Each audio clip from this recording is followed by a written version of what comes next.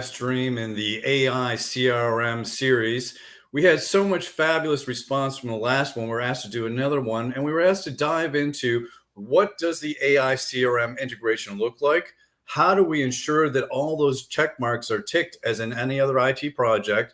And how do you make sure that you don't get fired in the process? Because we all know with CRMs, the failure rates are really high. You need to make sure that you have the discovery, the integration, the setup, the training, the buy-in, all of these things we know are so crucial to success, yet so often these things fail.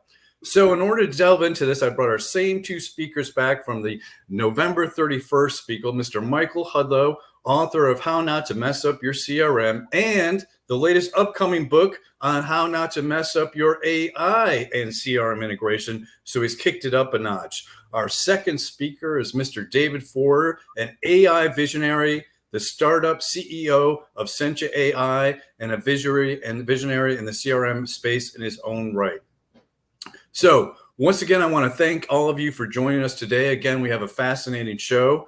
What we're going to do is we're going to go through a series of questions for Michael first. Then we're going to jump in with David, and we're going to end up with a roundtable where all three of us are going to discuss about the different things that we've talked about today and how to maximize your AI CRM integration with best practices from our esteemed colleagues. Michael, thank you for joining us today. And would you be so kind as to tell us a little bit about yourself and your upcoming book, which I know we're all excited to see once again. Yeah, thanks, David. And I have to tell everyone, it's great being on a call with two other people, both named David. So I can just say David said, and it's D squared. It's a jump ball for who replies. So yeah, thanks, David.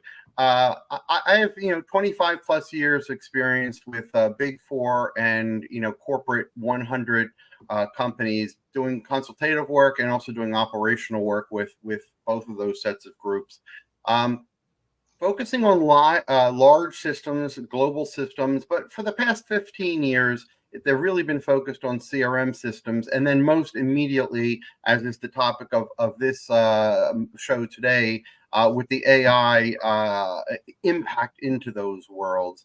And certainly helping people, guide them, advising them, whatever word you like better, to get from either a place of initial forward movement or helping you, pull yourself back out of a ditch that you possibly have gotten into because you made some initial missteps. I appreciate that. That sounds fascinating. So one of the questions that one of our listeners just asked was this. So Michael, with the success of your bestseller back in November, what made you think, oh, I better write a new book? It's only 3 months since I did my first one. What made you think that they need to know more about this subject? Because obviously with a bestseller on CRM in the past, what is it you added to this book that really clearly says you need to buy this book? Well, it's interesting. The first book I wrote, and I have expressed many times that I wrote it initially out of frustration because I noticed the same problems happening again and again and again. CRM, despite the fact that it's, CRM at the highest level has been around for enough years now that people generally know what it's about.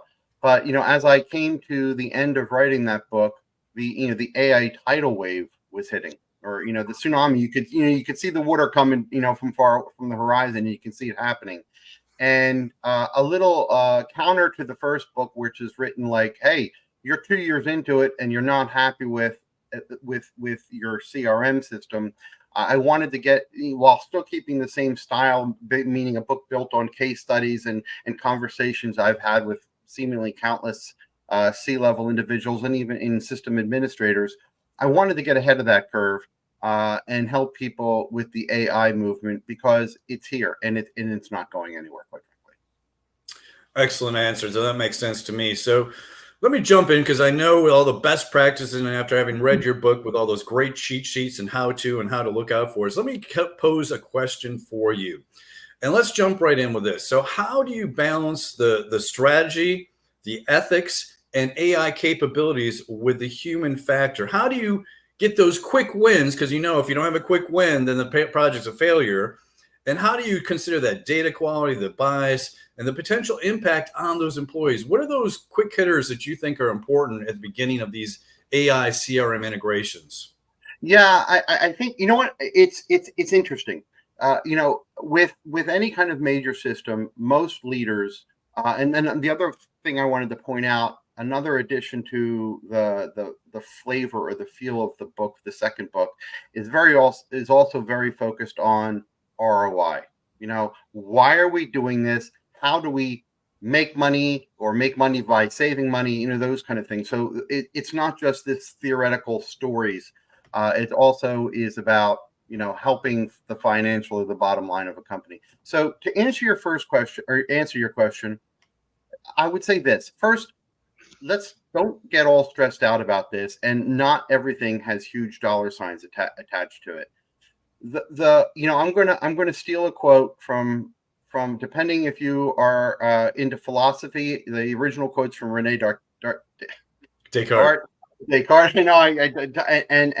And then it was lifted by Neil Peart from Rush. But if you choose not to do something with regards to this, you've made a choice. Wait, wait, wait! I I would thought that was Rush's quote. It was another guy.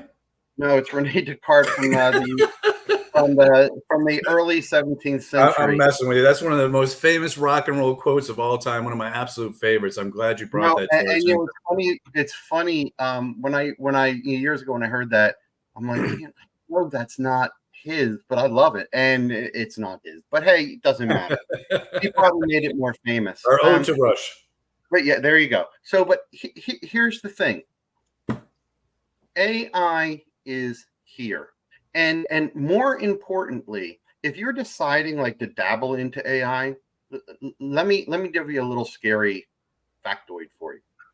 Your company's already using AI. Yes, you may not be using it, and your system, your company themselves may not have officially launched, Project AI. But anybody you ask to burn the midnight oil and get a project done over the weekend, or do it in the middle of the night and respond to some proposal or whatever it may be, they're using AI, and that's not meant to scare you. It's meant to realize that this is part of most professionals' daily life in one way or another. So the first thing I would say to your question is get a company policy out the door that everyone knows that says this is our opinion on AI. AI is not bad. Obviously, but you do need to put some type of parameters around it to ensure that the company's policies, the mission statements, the overarching ethics of a company are still being applied. The last thing you want to do is create something that gets distributed that is later found out to be not original. And that's not even plagiarizing, people that are outside your company. You know what? If your AI engine is searching stuff on your own internal thing, well, it might find documents that other people don't want shared. So you need to do something, and possibly have an infamous checkbox or something that says I did or did not use AI, and to the level I did use it, this is what I used it for.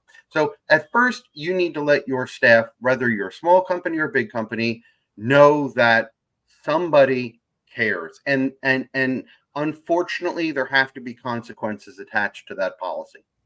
You know what? I If think that's actually really prescient, Michael, because I know we were talking about this before we went live today in the studio. And one of the things that we brought up was not just the ethics of AI, but the legality of it. And I think we came up with a number where probably 90 to 95% of companies in the United States, if you ask the CEO, they're going to think, oh, my people are compliant. And if you brought in a lawyer and said, hey, what's going on here? Simple things like just taking an email, putting it into ChatGPT, asking it to improve it, and giving it back. Now my email's in the clear. So anybody in the world has access to that. So when we get to David's part, I want to talk about data silos and using LLMs to increase that secrecy and make sure the stuff is not out in the clear. But I have a hunch, Michael, there is going to be lawsuits galore. There's all the legal firms in the United States are like, ooh, this is going to be a gold rush. Well, think about it this way, Dave. If if you're applying to an RFP and you win that RFP, and the competition who didn't win that RFP look at somehow get their hands on something, they're going to scour through it. And all they have to do, and unfortunately, this is very easy to do, jam it into another AI that says, hey, can you check this for me? And well, you can guess where that's going to go.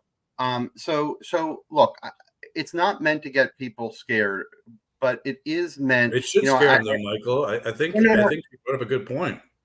no, scare you to the point, to going back to my initial Rush quote, is you have to do something. It is already here, even if you don't have something. Now, the longer term, even if it's a few month, 6 month kind of effort out there, you do have to institute some type, or implement, excuse me, some type of monitoring system. Once again, it could just simply be, are you playing fair ball? Where did you do this? And I'll give you another example for people just to think about a little bit.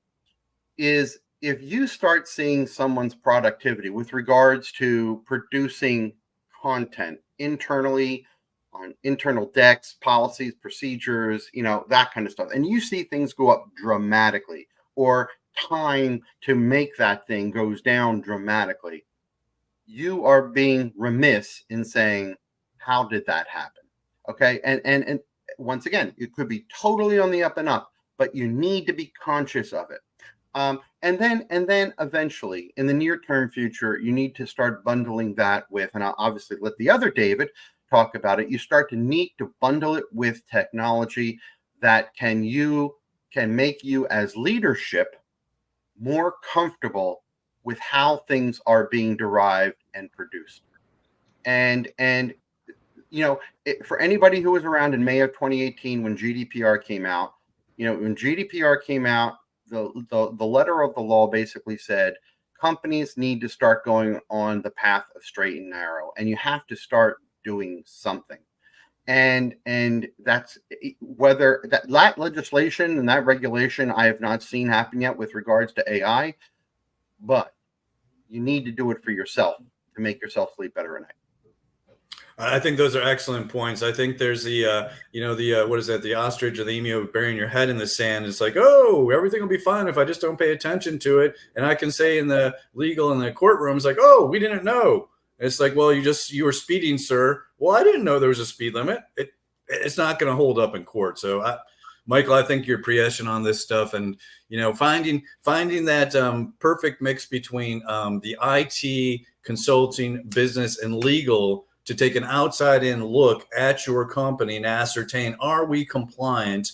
What are we doing that could hurt our company? And most important, how could we be hurting our clients? I think this is something that we're probably going to have to delve into further. But Michael, let me go back to another question, because I think you do an excellent job on this. And this is what I call the blended AI or the augmented AI, that human AI interface. And when you talk about AI and customer service, everybody thinks about chatbots, right? But that's only one small part of that AI evolution, if you will. So if you're looking at trying to integrate AI into your customer service system, and you're trying to prioritize that human customer interaction, but still leverage AI, what are the top 3 things that you would tell a company that are trying to do that human AI collaboration for the first time? What would you tell them?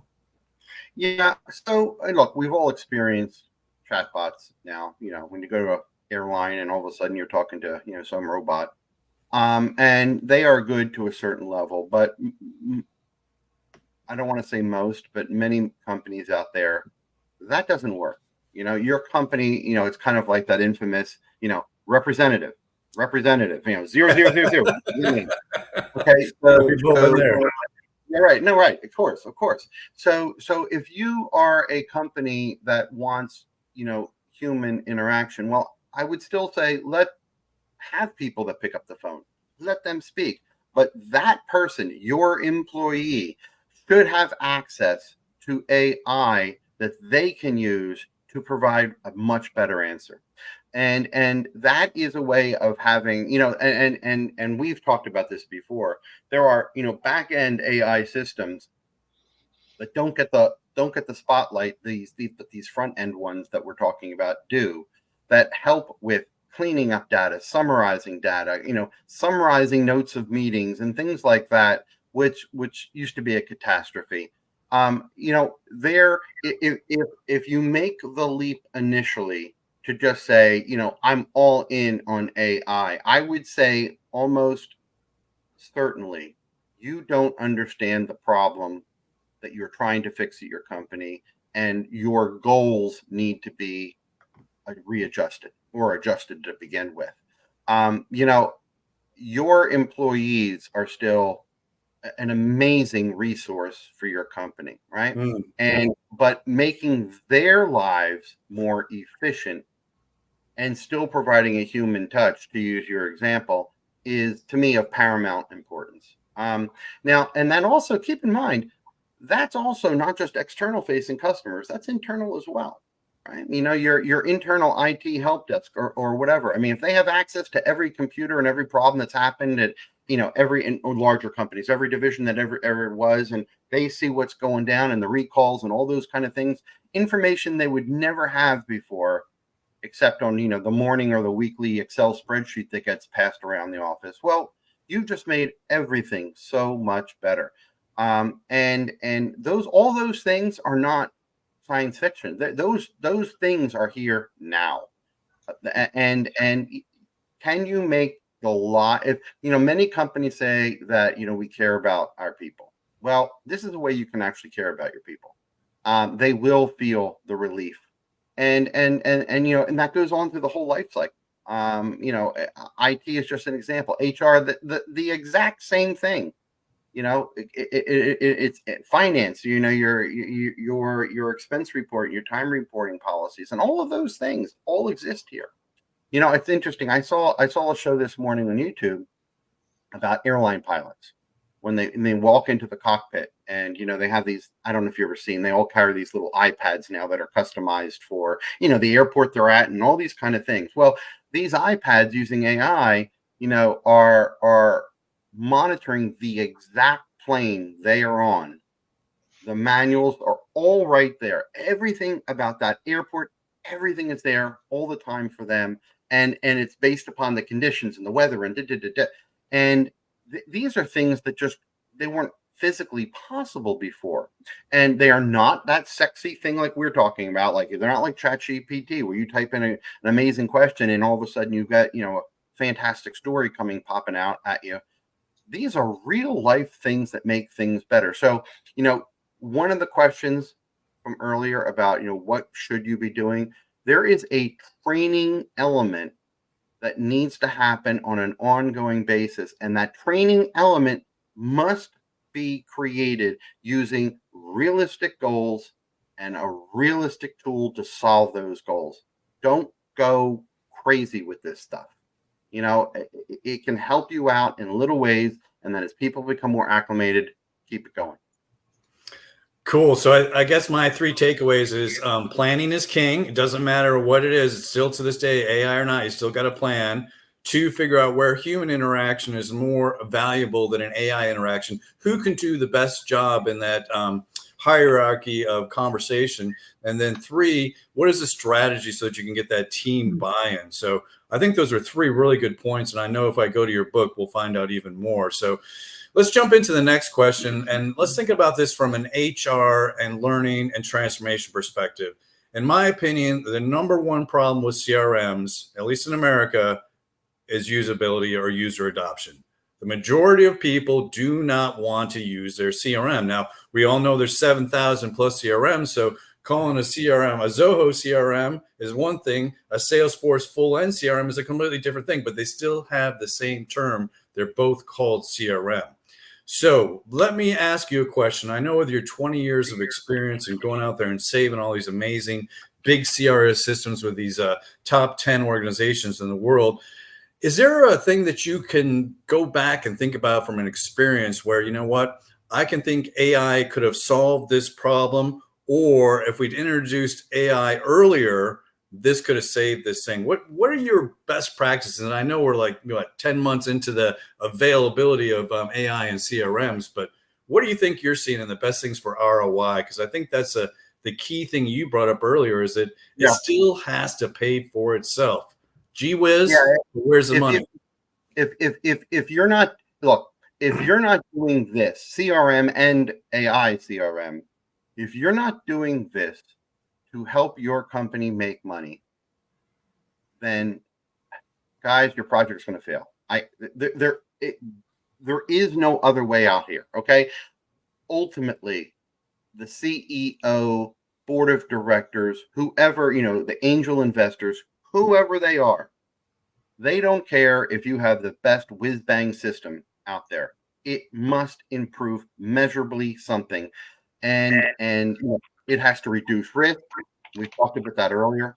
Whether with privacy or ethics or plagiarism or whatever it may be, it has to do that. So your goals have to be aligned there. But specific to what you just said about AI, I think what is interesting with people. Once again, it's one of these behind the curtain kind of AI things. Its ability to keep your data fresh, clean, taxonomies nice, interpret what a record has it was recorded instead of being maybe it should have been recorded this way versus that way. And then obviously the summarization of information that might be disparate. Any of these systems are pulling information from lots of other systems. And the ability for AI, and I'll definitely let Dave talk about these things more than I, the ability for AI to like kind of on the fly help out with this stuff is just enormous, enormous. Because I will warn everyone on this call, if someone goes to your system and they think it is the book of records and they do a search on something and they know something that they were searching exists and your system does not come out with it, they're going to say, you know what? This is flawed. And all of a sudden you have, it's kind of like, I think I said this on the last call. If you see a magician on stage flub a trick, the illusion is gone.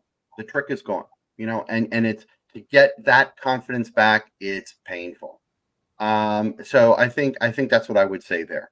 I forget what your other question is, but I think I answered it maybe. No, Possibly. you've been great. I really enjoy this. In fact, I think you've brought up some things that I'm going to ask Dave to kind of, riff off, if you will, because I think you've brought up the two or three most critical elements with AI CRM integration. So, look, I know that your best-selling last CRM book came out in the fall. When can folks see your AI CRM book? When is that coming out? Is that March? How long do we have to wait before we get to see this It, knowledge? it, it is released on March the 1st. I didn't say the year, did I? 2024. And I was hoping to get it out earlier. I'm just wrestling a little bit with the publisher. Nothing bad, but it just, last minute things. I will provide a link to everybody. I will definitely have a pre-sale good price on that one as well. So yeah, I mean, the book is in my head done. It is just, I'm just, dotting the I's and crossing the T's. So, Michael, did the trusty Hudlow AI write this book, or did you? I certainly used AI to help with my grammar. I did not use AI to interview anybody. But you know what? Honestly, I would be a hypocrite if I didn't use AI at some point to help me explain points. And I think that's totally valid. I mean, once again, it's how you use AI. I didn't steal people's concepts, but I certainly used the help of technical tools to help me with my point or to help me, obviously, like I said, with my grammar. But isn't that what we talked about? It's the blended AI, using the best of the human and the AI. So you're doing exactly what you've talked about. So, Yeah. and Well, I mean, here's the way I think about that. And people might think it's a self-serving statement, but I think it's a valid self-serving statement. Is the fact that historically, an author would have given a book to an editor or to other people to pre-read and help and say, hey, I don't know a lot about X. Get me information and tell me where to go, or tell me what certifications I need to go to so I can opine on certain things. To me, that's a completely justified thing. There are no opinions in what I would call a respectable use of AI book, article, or whatever that are not the point of the author themselves. Yeah, So no. Look, if I was you, I would have used it as well. I don't see why you wouldn't. I mean, how can you talk about a product or subject without using it yourself? So I completely agree with you. So totally. now we're about 25 minutes in. So I'd like to bring our other esteemed subject matter expert in, Mr. David Forder. David Forder has 30 years of experience in CRM. He has actually been the only chap I've ever met with $1 billion sales quota that he's met not just once, twice, and he can program CRM. So his knowledge is amazing. We're going to bring him in for some stories and some insight of how we take that CRM AI, kick it up to the next level from the technical perspective. David, would you be so kind as to introduce ourselves to our live stream I will. audience? I will. Thanks, David. And I'm excited that we're not live streaming only on LinkedIn today, but also YouTube and what was Twitter, X. Formerly X. Or formerly We've got a much bigger audience, which is great. As Dave Brown kindly said, I'm David Forder. I'm CEO at Sentia AI. Just a little bit of my backstory. Back in the early 2010s, I could be a little bit older than most of you watching. With a partner, I founded a business that had grown to the point where we had about 1,500 salespeople. We used a CRM. It was back then, and costs were an enormous investment. And although it was and is a great CRM, I discovered back then, as is pretty much common knowledge now, that my sales team weren't huge fans of the CRM or any CRM. Most of them barely used it. I saw very little return on what was a large investment in seat costs.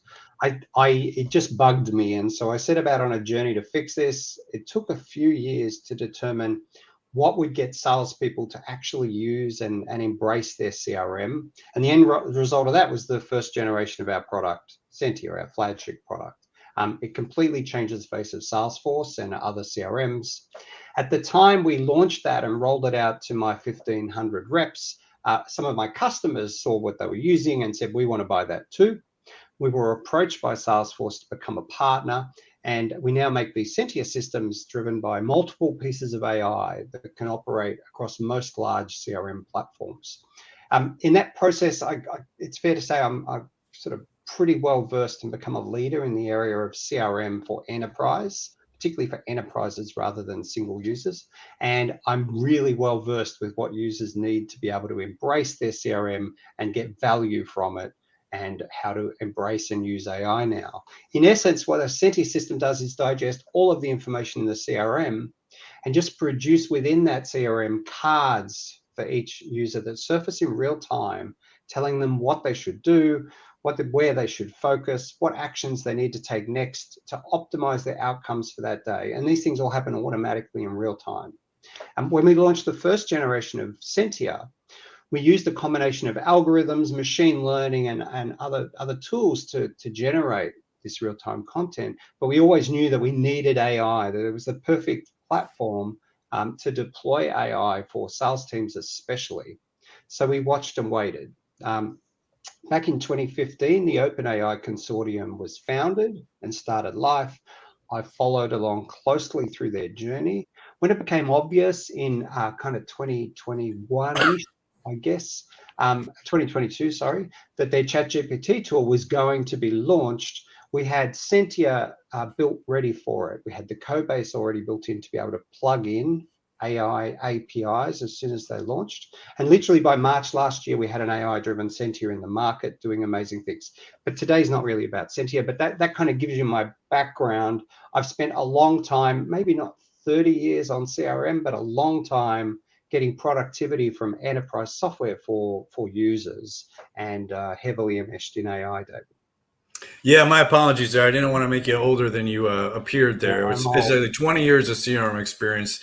I think Siebel was back in the late 1990s, so I don't think we're quite there with 30 years. I think between the Act was my first CRM experience, and that was that's a CMS, right? If we as a CRM, but anyway, that was CRM. Okay, I kind of get confused where CRM is. To Michael's points earlier, there's such a difference between the low end CRMs and the top. It's like one does everything, including buttering your bread. Another thing won't even toast it. So you get what you pay for. So hey, let me ask you one of the things, because I know, Dave, on a daily basis as a CEO, you're talking to CIOs and CEOs and CFOs, and you're trying to explain to them what are the things that they need to do to ensure that an AI project runs smoothly and self thinking about yourself. How do I not get fired in the process? Because Yeah. if you're in an AI project, you're at the head of the, everybody in the company is looking at you to make it work. And if you don't, you're going to be the first one canned, I would think. So what are those three things to keep yourself from getting fired? Yeah. Yeah, no, definitely. And that's obviously the topic of today's conversation with Michael. I think it's really easy to it would be easy for me to throw out things like delaying using AI and being caught at a competitive disadvantage, or maybe choosing badly in terms of which tech you install. But none of those things, or the cost of AI, none of those things are likely to actually get you fired. But AI, and Michael touched on some of this, AI itself can be a very serious risk for a business in other ways that could have serious ramifications, could cause mid-sized to large companies to even fail. And I'll talk to a couple of those because they're not spoken about widely, but they're serious risks. We've all, and Michael touched on this, we've all used AI. We've all played with ChatGPT or Oscar or Bard or Bing, and it's fun. Even for work, you'll run an email through an AI, and there's some risks with that, but we've all done it, or have it produce some content for you. That's fine as an individual and socially, but for businesses, AI cannot be viewed that way. It can't be a company, a mid to large company can't look at AI as that thing. And for a couple of reasons, it has very serious consequences for the business. If that's not controlled, and Michael talked about it, then it can expose the company to serious risks. I'm sure most of us on the call today have read those the law firms, some major law firms that caught out with AI generated briefs citing precedents that never actually existed. That's a serious risk to those companies. Not only reputational risk, but outcomes of actions where they've submitted briefs that were false can lead to future legal actions, lawsuits, overturns of decisions, and all sorts of things. So that's number one. You need to lock down this AI if you're a corporate or if you're a medium business. You need to know who's doing what with it internally. You need to make sure that there's disclaimers, and Michael mentioned this, that if someone's asked to produce a deck or produce a report, that if they have gone and had AI assistance with that you know about it as a company, and you can treat it appropriately and get that checked for plagiarism or errors or blatant imagination by the AI. Data leakage is a serious risk. If you choose the wrong AI platform, and I give advice on this all the time, you can have leakage of your data out to that large language model. The large language models may not store your data verbatim, where I can say to someone, please show me the last email written by John Smith, but he does digest that information, and that data leakage can be critical. I gave an example the other day where imagine 3 banks, and they all think they have their AI tools locked down, and they're using some major platforms like Salesforce or Dynamics, and those platforms now are encrypting the calls to the AI. So let's say, for instance, I'm at a major bank, and my team are using Salesforce.com with Einstein GPT. They're asking that Einstein GPT is producing emails for them, assisted by AI. That individual email is private because it's encrypted. It's not fed to the LLM, but the number of calls to the LLM, that large language model learns. So it will know which organizations are making more calls asking for email outreach to clients, which is great market share information. It then knows which major companies are doing major campaigns and when, because that's when they're making a call on it to draft up these responses. So there's still data leakage, even if you operate proper due diligence and have all your data encrypted. There's still leakage of key information out there. So companies need to be across this. They need to assess these risks.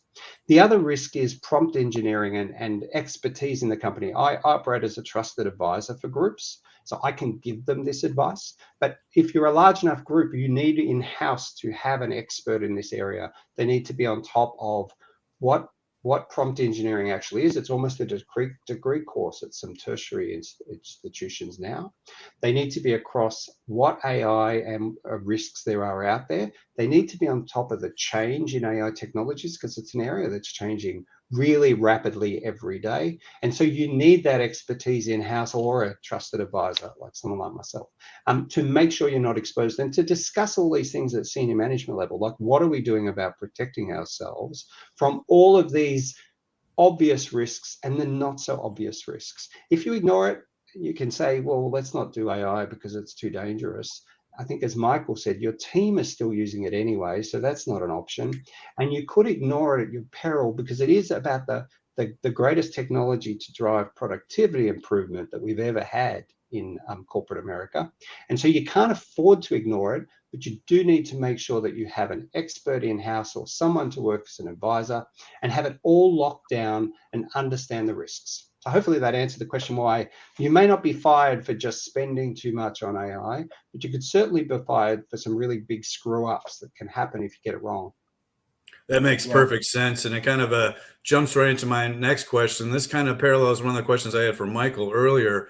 As subject matter experts, and all three of us have written God knows how many blog pieces on how to use AI, how to get CRM right, how to get user adoption. I mean, the three of us have written thousands of pages. But what's interesting, in the past 6 months, I know with you guys from talking previously on the shows, I have CEOs, CIOs, CFOs, and COOs coming to me all the time. They're like, you know what? My board tells me I have to use AI, but I am scared to death because I don't know enough about it to do it. And to your point, Dave, so they're like, well, what do I do? So they asked me, is like, what are the 3 things that I can do right now? And Dave, you please tell me, what are the 3 things I can do right now so I can show the value of AI in my organizations?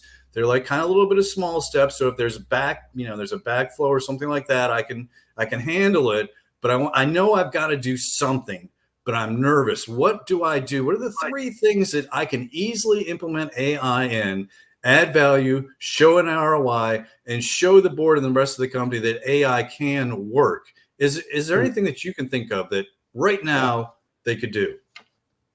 Yeah, and it actually ties into a question we got on LinkedIn from Jake Hemmerman about, what do you do when you have a CTO that may not understand this issue and AI itself and the ethics and Excellent impact. question. So it ties into that as well. I think if you have a company of any type that's just looking at this problem, the first thing is you need to show them that if they don't use AI, then they're not likely to remain competitive in their space unless they literally have a monopoly. Their competitors are doing this now. So the first message is, and there's stats from Gartner, there's stats from Forrester. You can go to Inc. magazine, and Forbes put stuff out every day. There's quantifiable benefits to making use of AI in your business, and you can cite those. So I think the first thing is, listen, we're going to be 35% more productive if we get this AI thing right. If we don't, our competitors are going to be 35% more productive than we are, because make no mistake, the industry is doing this. Our customers are going to demand those savings from us that AI is delivering the customers as well. So you can't opt out, say it's all too hard. So that's the first thing. I think if you want to convince, and if you want to demonstrate immediate savings, get a hold of those sorts of numbers. If ideally, and maybe ask AI, because as I said, there's lots of data leakage, ask AI which one of your competitors are making use of AI now, and it can probably tell you. And go to the business and say, look, this is the current situation. This is what we're going to miss out on in terms of productivity. Here's some of our competitors that have published their AI strategies or are making these inroads now, and we're at commercial risk if we don't do it. So that's the first thing. The second thing is, with a trusted advisor, or if you're a large enough group, hire in an expert in this field, but make the right choice of platform. So it's a minefield. Don't just leave it to individual paid ChatGPT plans for your team. They'll probably do that anyway. But as a group, as a company, make the right decision about what your core platform will be in your enterprise software of choice. Salesforce.com or other. Salesforce has probably got this privacy issue locked down better than anyone else that I know of at the moment, but make that right platform choice. So that's number 2.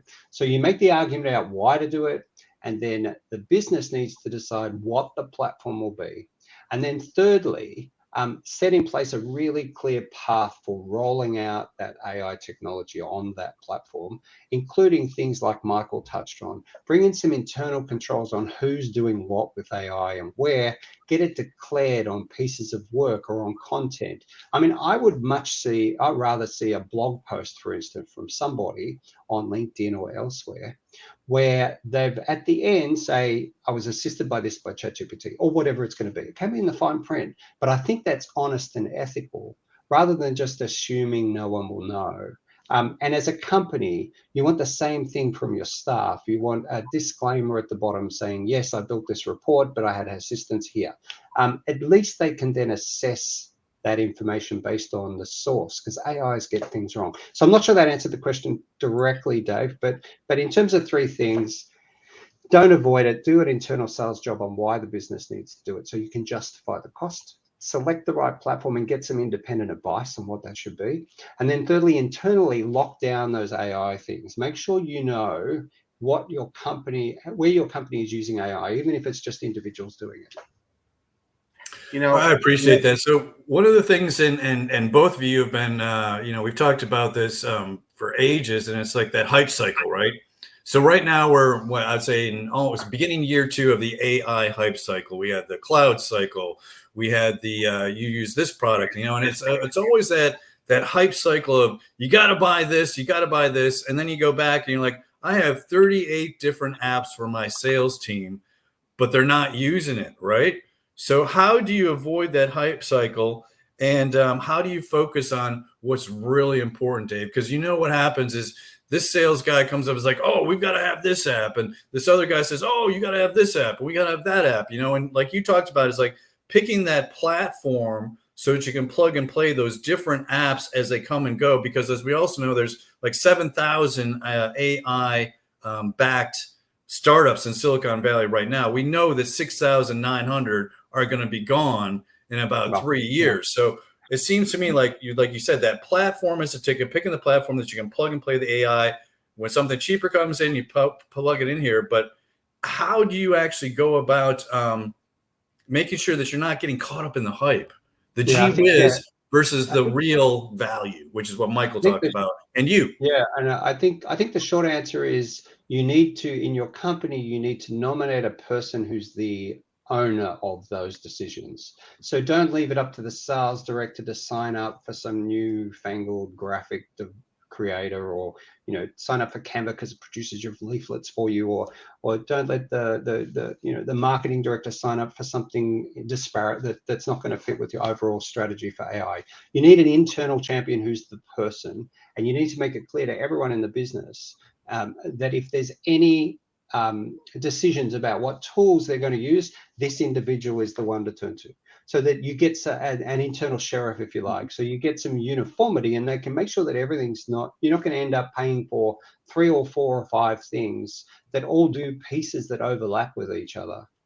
So that's the answer. Have an internal champion. In the same way that I remember, and I am older, in the 90s, cell phones became a big deal in businesses and started to roll out, I would say, early 90s. And for a year or two, it was the Wild West. Everyone was kind of getting their own, until at that stage, the IT department just would lock it down and say, well, nothing else we're not doing anything. MDM software came out, which was mobile device management software. It all got locked down. And it was only a few years later that companies started to bring out policies where you could BYOD, bring your own device. Before that, the company's like, this is the Wild West. This is getting out of hand. No one's to use any devices we don't approve, and this is what you're going to use. Same with AI. I think it needs to be locked down and have an internal champion. But Michael, you might have some thoughts on that too. Sometimes I do.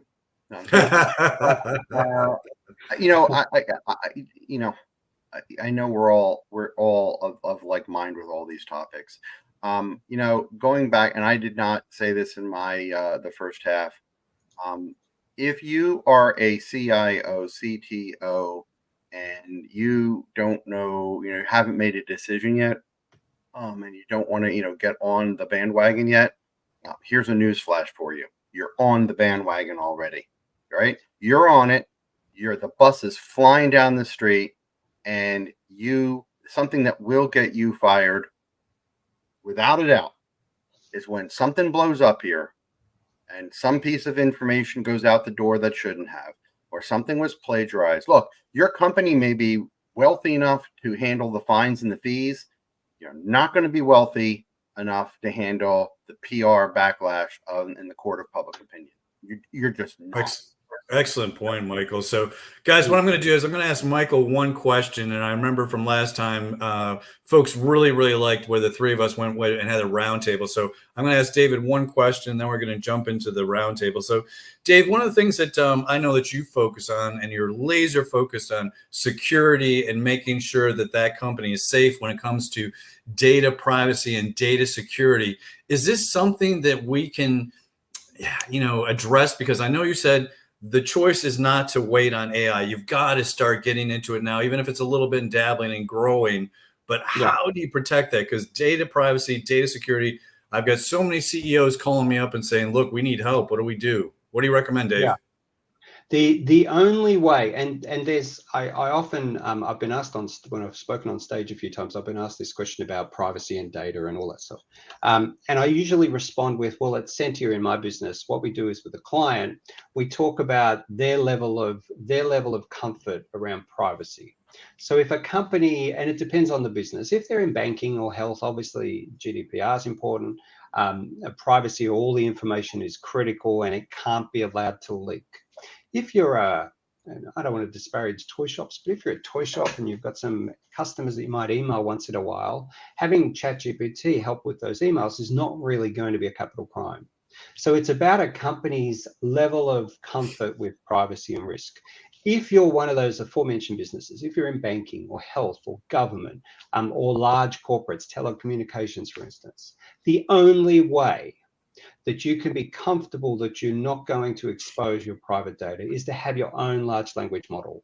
We can set one up for you on your CRM, so you can use salesforce.com or Dynamics or else.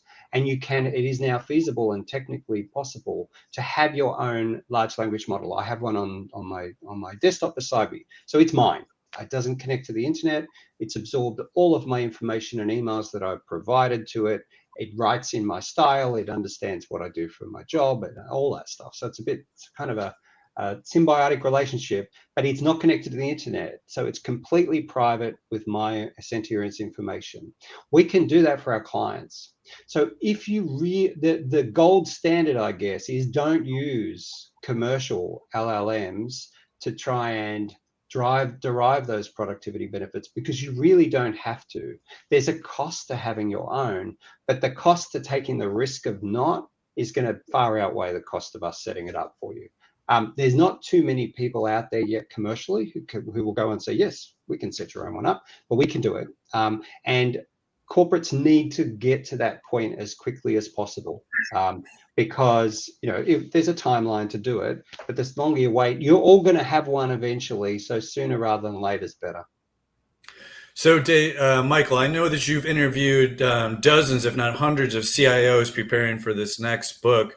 When they listen to what David's saying, I mean, it makes perfect sense to me. If I have my own data silo that it's not going to be in the clear, I would be able to protect what's coming in and out of my system a lot better. With your interviews and all your preparation for your book, did you come to that conclusion as well, or is there something that we're missing? Well, first off, I will say this is, with regards to morals, ethics, those kind of things, in my opinion, this is not, oh, I'm 10% ethical. I mean, to me, you are or you're not. And if you have a company or a C-level leader, they either are or they're not. And so to me, the whole ethical conversation is much more about, at least I like to think, and maybe I'm extremely naive, although I think I'm much more cynical so I can't be naive. I think it's much more about being, quite frankly, lazy, and putting I want to get to route to market much faster than my competition, and the means justify the ends. And I think that mentality, in particular to what we're talking about here, can get you in a world of trouble. Now, with regards to internal focused AI versus I think what we're talking about is external facing AI. Particularly with professional services firms, when you have a lot of people coming with their own book of business and their own way of getting businesses and all that. Well, I'm going to say now, yes, the law, generally speaking, at least in the U.S., says that once that information gets on corporate servers, it's corporate information. But you are still going to have a world of hurt if you start cherry picking information from other intellectual property of an individual and using it for some other purposes that was not their intent. So there's just a ton of ethics there, and I think it's going to come down to the leadership of your particular firm grasping the magnitude and the horsepower of this machine. So I don't know if I answered exactly what you were asking me, but that's kind of where I am. You're both a fountain of knowledge. Let me ask you another question then, guys. So if we look at last year, there was a lot of amazing things in the AI CRM space. But, Dave, let's start with you. What are the two things that are going to come out this year that are like, wow, everybody's going to get blown away? Is it sentiment analysis or what is it? And then, Michael, I'd like to ask you the same question in your mind. What are the one or two things that you think are really going to blow people away this year? Okay, so there's a short answer to that question and a long answer. So I'll do the short answer. It's about awareness of AI technologies. So I think this year what will become, they were available last year, but they weren't widely used or people weren't widely aware of them. And I think you touched on one of them, sentiment analysis. There's Google APIs for Meet, there's Zoom APIs coming. There's all these things that can assess the sentiment of people participating in meetings like this. So it can be saying, we've messed with some of these at Sentia now. And if anyone wants to try them out, we're happy to talk to them about that, where it can watch streams live and say if someone's just getting bored, or whether they look like they're paying attention, or which words might have resonated with them, and we could do that now. So late this year, they'll start to be commercial, those sorts of things, I suspect. Custom-built email campaigns are available soon on Salesforce.com. So if you use Marketing Cloud, for instance, you will know all of your data on that CRM, and will tailor emails for you. So they may send out 10,000 emails to customers from clients using this tech, but those emails will be customized to you with things you bought, offers for you, wording that may resonate with you. That's going to be widely used later this year. As I said, it's kind of available now, but this year they'll start to roll out. And there's also the available versus the hype, right, Dave? I mean, it's like what they say it will do versus the reality is something that we're having. We've had this problem in the IT space forever. The big one more thing. So the big thing in Sentia that we're doing is Sentia on your CRM, on Salesforce or other CRMs, is monitoring all of your meetings, phone calls, emails, and it will tell you when there's things you need to know, tell you if the recipient of the email their reply was positive or negative, how positive, negative, whether the phone call went well or not, what words resonated. We can do all that now within Sentia. So it can be giving insights to the person that sent the email or received it, or had the meeting, can read transcripts and say whether the meeting was great or whether it was not so great. But then management can get insights as well. If there's meetings or emails or calls that weren't great, it may be that for our clients, they get a card from Sentia saying, John had this meeting and the outcome wasn't what was expected. So it's kind of an AI overwatch across your business, telling you when there's things you need to know about. So that's available now on Sentia. I'm sure people will follow us. We're kind of usually 12 months ahead. So by late this year, that's probably going to be rolling out as well. So that's 3. Sorry, guys. Yeah, Michael, what do you think? I mean, so Dave is like on the bleeding edge. He's actually implementing this stuff with clients, and you have done both. So you've done the research with all the CIOs that you've been talking to for the past 6 months, as well as all of your experience doing these in the past. So what are you seeing? Is it what David is seeing, or are you seeing something slightly different in that next year? Because I know your book is awesome about how to fix it, how to make it, but does it also project into the future? I don't want to steal the thunder of your book, of course, but could you give us a couple snippets of what you're seeing coming? Yeah, no, I really don't project into the future because, quite frankly, the even the past is such a short amount of past on this particular topic that going into the future, quite frankly, technology has to keep going. Where I think where my rubber has to hit the road is what's here and how do you do something with it. But that's obviously everything Dave just said. I totally agree with. I don't know. I think what's going to happen in the future. I think lots of people are going to buy a book like mine in March. That was a shameless plug. I think here's what's going to happen. Going back to the ROI situation, there will be more adoption, official adoption, meaning not just the people in the field are going to start using it. Companies themselves are going to start saying, this is how we're going to do it. And I think it's going to be baby steps at an official level. There's just no way around that. There's just, I mean, I know people have drugged their feet with other things. You're not going to be able to with this one. I think going along with some of the comments I just read that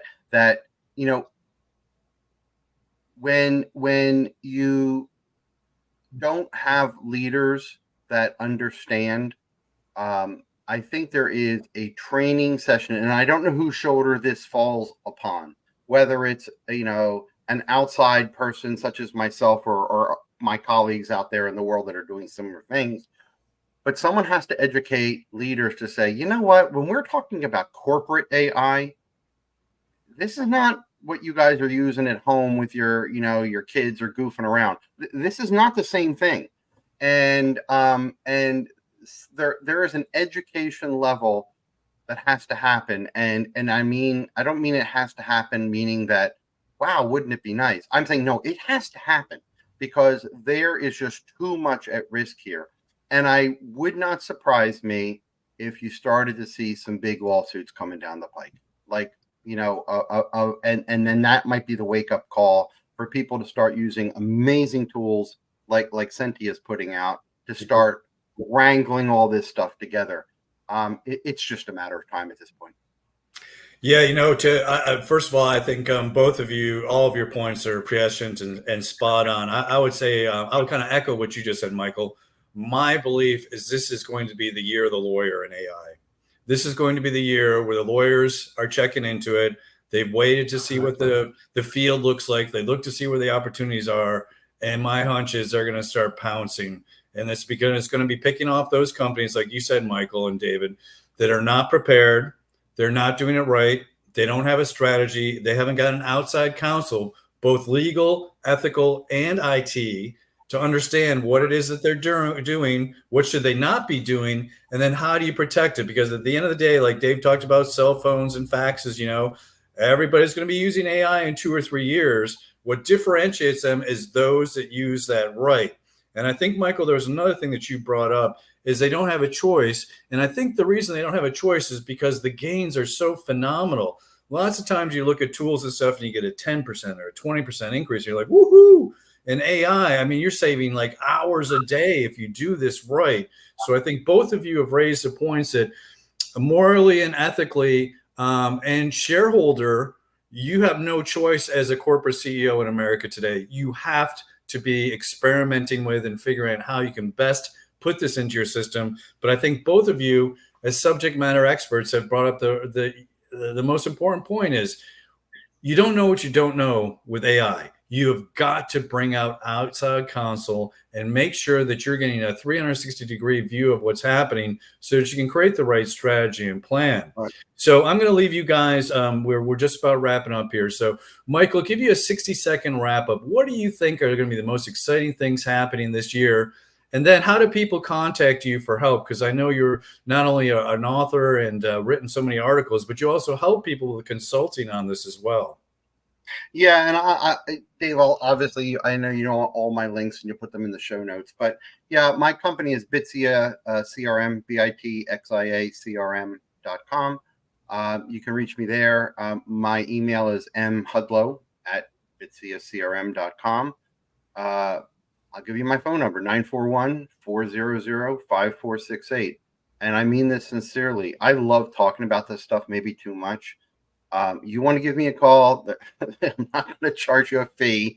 I certainly help people out. And then obviously, if you know, I would love for you to buy my book or books. Now that sounds weird to me.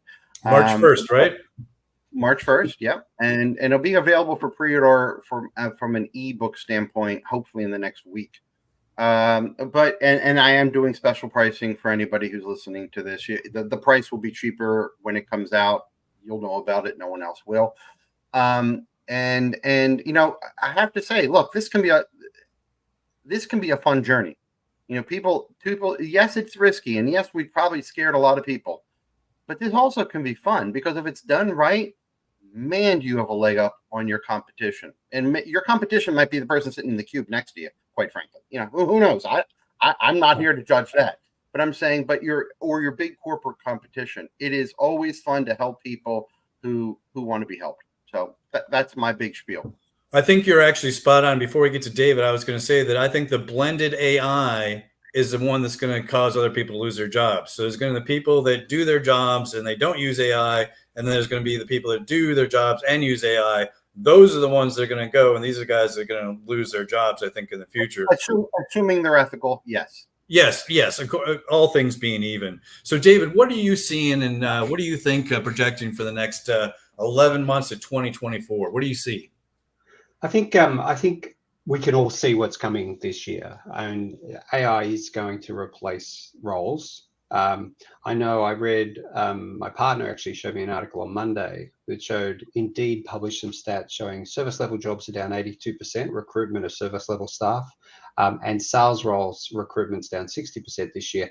That's not a coincidence. Like, companies are using, in service roles especially, companies are using AI now to save a lot of money. So I think this year is going to be the year of the reskill or upskill yourself if you're in those areas in terms of becoming proficient in AI and prompt engineering, or you're going to get left behind. But Dave, to leave it on a positive, I think, and Michael said this, there's an opportunity here with AI. It is fun.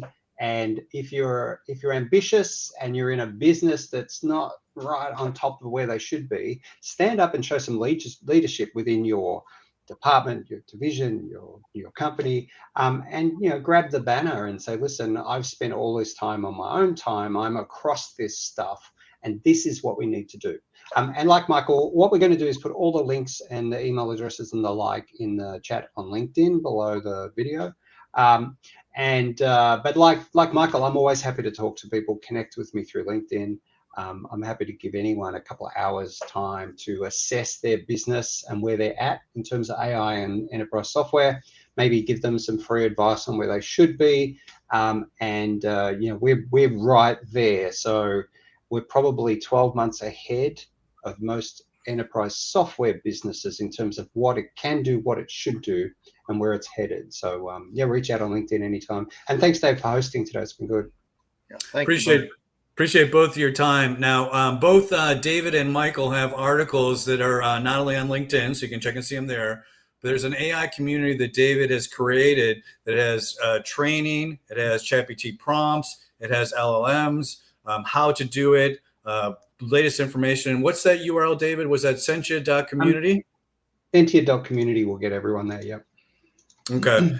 So again, Michael and David, thank you kindly both for your time. And as they both said, guys, anybody that has questions, if you can mention this live stream and say that you attended, they'd be happy to give you an hour of time free. And I tell you, it will be well worth it. And share the link. You can head to this LinkedIn link or X or YouTube anytime and watch it. Even if you're not watching it live today. So share it with colleagues if they've got questions about AI risk and whether they should be in this thing or not, because they definitely need to be. Yeah, and I think both Michael and David, you brought something in the first 15 minutes, both of you did. If you're trying to figure out how to promote or win over somebody higher up in your organization to get that AI project actually approved, call Michael and David. They know how to do it. They've gotten dozens and dozens of these projects approved. They can tell you what happens. The CFO is thinking about dollars and cents and ROI. How long is the investment? The CIO is thinking about how much time are you going to take from my staff and keep me from stuff that I'm supposed to be doing. The CEO is like, well, look, I know I got to do something, but I want to make sure that it looks really good before I make it visible external to my company as well as internal. So boy, you guys have had so much great information. Really appreciate your time. And I think we're going to have to do this again sometime soon, guys. All right. Thanks, everyone. Thanks, Michael. Thanks, everybody. Have a great week, guys. Good luck in 2024. Thank you.